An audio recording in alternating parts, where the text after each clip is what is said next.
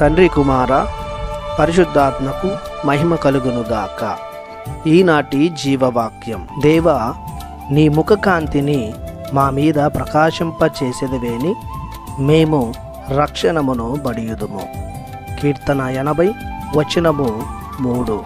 ప్రియ సహోదరి సహోదరులారా, దేవుని బిడ్డలారా, ప్రభువైన దేవుడు ఎల్లప్పుడూ మిమ్ములను తన కరుణతో, శాంతితో, ప్రేమతో నింపునుగాక. యేసు లోకానికి వెలుగై ఉన్నాడు.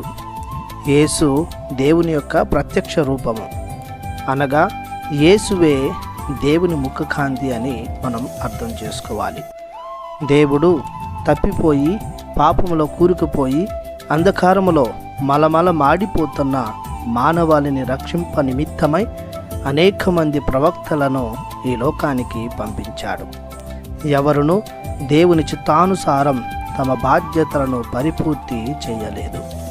అందుకే చివరికి ప్రభువు తన ఏకైక కుమారుడైన క్రీస్తు ప్రభువును ఈ లోకానికి పంపించాడు. దేవుని ముఖములో కాంతి అనగా దేవుని ప్రేమ, వాత్సల్యం, కరుణ, మమకారం, దేవుని ఆశీర్వాదం, ఆప్యాయత, క్షమాగుణం, దైవజ్ఞానం మరియు ప్రభుని ఏకైక కుమారుడైన క్రీస్తు ప్రభు. దేవుని వాగ్దానం చేసిన మెస్సయ్యను, తమ రక్షకుడైన యేసును త్వరగా ఈ లోకానికి పంపించమని దేవుణ్ణి విన్నవించుకుంటున్నారు భక్తులు. క్రీస్తు ప్రభుని రాకడ వలన లోకములో శాంతి, సమాధానం చేకూరుతుంది. మానవాళి పాపం పోయి శాపం గతించి మరణముల్లో విరిగి రక్షణ లభిస్తుంది. సంతోషం వెల్లువిరుస్తుంది.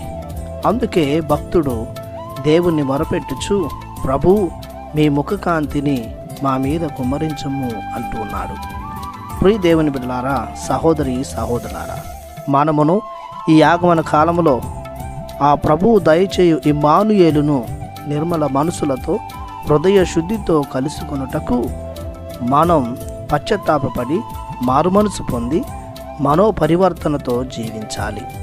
అప్పుడే ఆ రక్షకుని ప్రేమ, శాంతి, సమాధానం మన దైనందిన జీవితంలో నిత్యము ఆస్వాదించగలుగుతాం. ప్రార్థించుదము. పరిశుద్ధుడా, పరమోన్నతుడా, సర్వశక్తిమంతుడా, మీ అనలేని కృపకు స్తోత్రాలు చెల్లిస్తున్నాము. మమ్ము ఎల్లప్పుడూ మీ ముఖకాంతితో నింపి మీ వెలుగుబాటులో నడిచి వెలుగు పుత్రులముగా జీవించు భాగ్యాన్ని దయచేయమని యేసు పరిశుద్ధ నామములో ప్రార్థిస్తున్నాము పరమ తండ్రి. ఆమెన్. దేవుడు మిమ్ము దీవించునుగాక. ఆమెన్.